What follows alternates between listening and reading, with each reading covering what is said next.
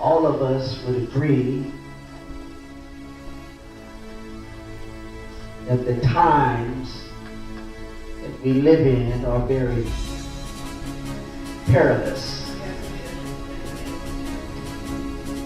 Perilous. The times are so perilous that people are being shaken at their very core. If you do not know, drug addiction, murder, and theft abound. It gets worse and worse, and this is because people are afraid. Many people have lost assurance of survival and hope for the future.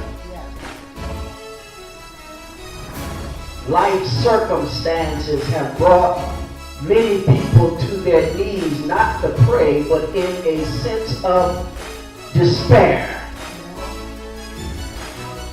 There is a sense of hopelessness and brokenness gripping the hearts of people everywhere.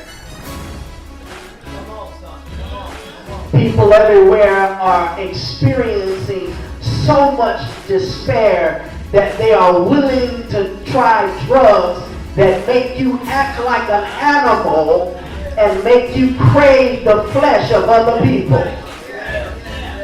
People are so afraid that they are willing to do any and everything to survive. People are so afraid that they are turning on the very people who love and care for them. People are so afraid and so unsure that they're literally going out of their minds trying to find an inkling of hope somewhere. Storms are a part of life. Storms are indicative of our very existence. Thus, if you are not in a storm, you're coming out of a storm. And if you're not coming out of a storm, you're going into a storm. Therefore, storms are inevitable. Because we live in a world that is fallen and sinful and corrupt, all of us will experience storm. All of us will experience the storm of disappointment, the storm of pain, the storm of hurt, the storm of agony, the storm of anxiety. All of us at some point in our lives will experience storms. First thing that God assures us of is that He sent us into the storm. When you look at verse 22, it says, immediately Jesus made His disciples get into the boat and go before Him to the other side while He sent the multitude away. And so Jesus knew that the storm was coming. And He deliberately sent them into the storm. By virtue of the fact that Jesus sent them into the storm indicates that the disciples were in the will of God. Oh, you missed that. By virtue of the fact that it was Jesus that sent them into the storm, says that they were in the will of God. And what we need to see here is that there are two kinds of storms. There is storms of correction and there are storms of perfection.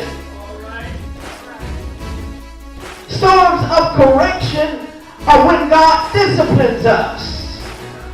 But storms of perfection is when God helps us grow. The disciples were in a storm because they obeyed Christ and he was perfecting their faith. And many Christians falsely believe that obedience to Christ means that you're not going to have any problems at all, that you're not going to have any challenges or any struggles. But that is a false assumption.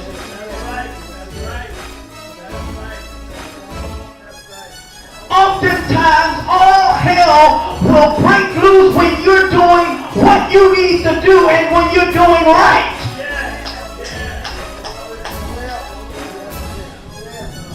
Oftentimes, when you're doing right, all hell will break loose.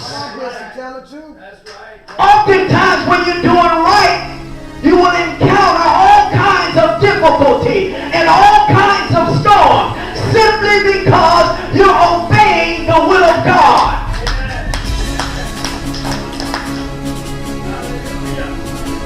You can have a certain kind of confidence when God sent you somewhere and a storm arises. When God sent you somewhere and a storm arises,